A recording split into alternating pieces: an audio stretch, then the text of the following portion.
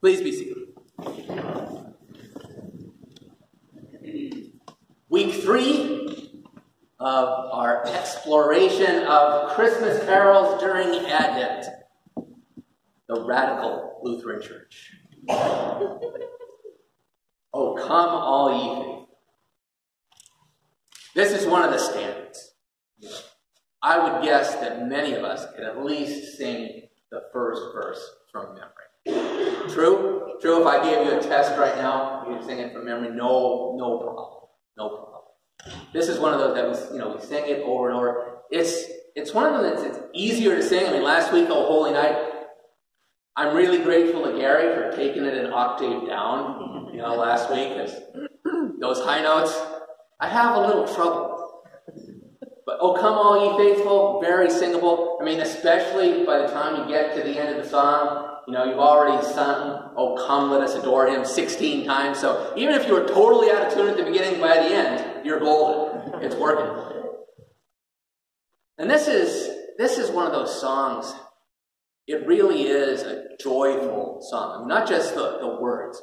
Oh come all ye faithful. Joyful, triumphant. The music, the feeling of the song is just one of celebration and rejoicing.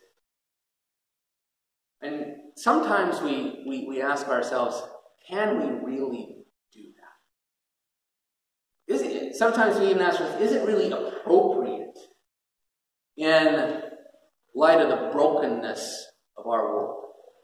Joyful and triumphant. Is that realistic? Joyful and triumphant. And I think about 2012. December 16th, 2012 was the third Sunday of Advent that year. As you know, the third Sunday of Advent is the Sunday where we light the rose candle. It's Gaudete Sunday. It's Rejoice Sunday. It's the Sunday where we focus on the joy that God brings into our lives and into the world. And on the third Sunday of Advent, 2012, it was really hard to light that candle. Because you probably all remember what happened on December 14th, 2012, in Newtown, Connecticut. We live in Connecticut. We remember. Other people might have forgotten, but we remember. We remember those children. Probably a lot of people remember those children because even though there have been so many school shootings since then, those young, innocent faces. And yet, on that Sunday, we still lit the candle. Even in the face of grief, and death, and brokenness, we still lit the candle because God is still alive. God is still at work. We were able to light that candle. We were able to sing the same way that John Francis Wade, the person who wrote this song, was able to write a song of being joyful and triumphant, even though he was a refugee. He was a Catholic who had been driven out of England after the Protestants took control again. There was vicious persecution against Catholics, against him and his family. He had to flee to Douai, France.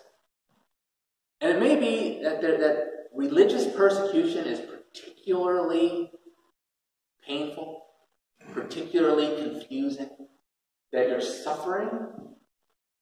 Your family, your wife and children are suffering because of your belief in God.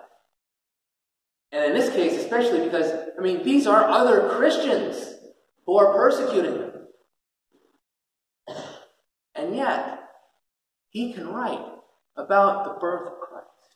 He can write about that baby being born in Bethlehem, about the Word of God now in flesh appearing, and he can say, this is a time to be joyful, a time to be triumphant, even in the face of all that's wrong.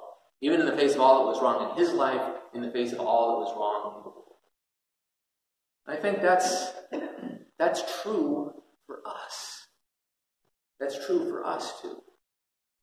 Just as it was true for those first people who went to the manger. When you think of those first people who went to the manger, they were not having easy days. They were not having good times. They did not know the prosperity gospel.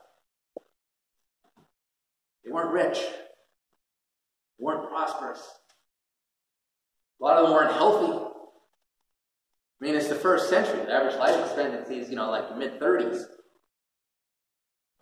They came joyfully. They came joyfully to the manger to see this incredible event, that God would come into the world, that God would truly be with us and completely on our side, that God would move into the neighborhood. And you might say, okay, well, that's fine for them, right? That's fine for them, that the people that actually get to see that, the people that get to experience it, the people that are there for the miracle. But see, the truth is that we are there for the miracle too. Now, Jesus is born in a manger. He's put in a manger. And what's a manger? What's a manger used for? To feed animals. It's a feeding trough. It's where animals come for the source of their life. They need to eat to live.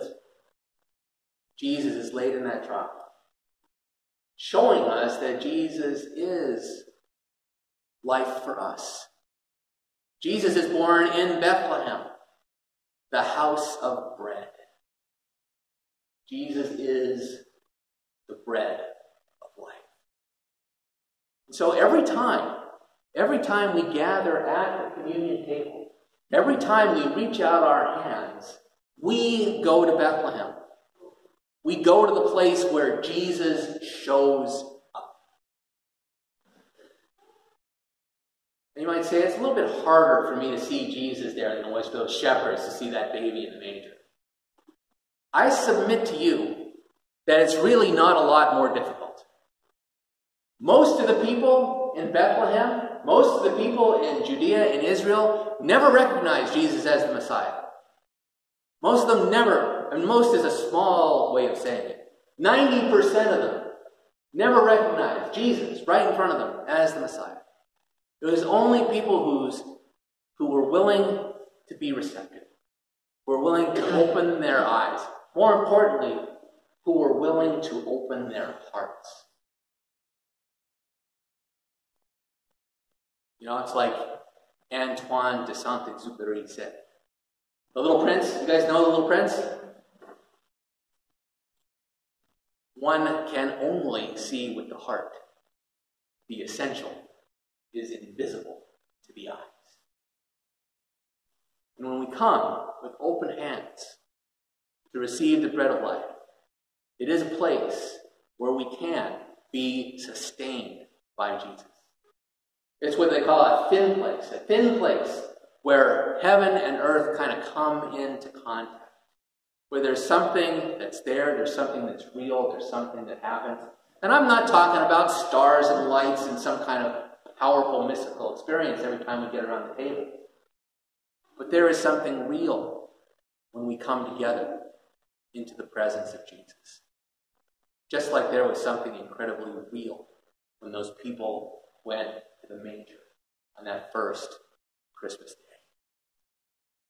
And what happens at that place is that despite all the brokenness of the world, despite all the evil that we see, despite all the things that are wrong with our lives and wrong with everything else, we know that God is on our side.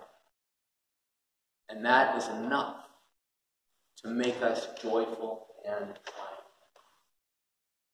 You see, that's the story.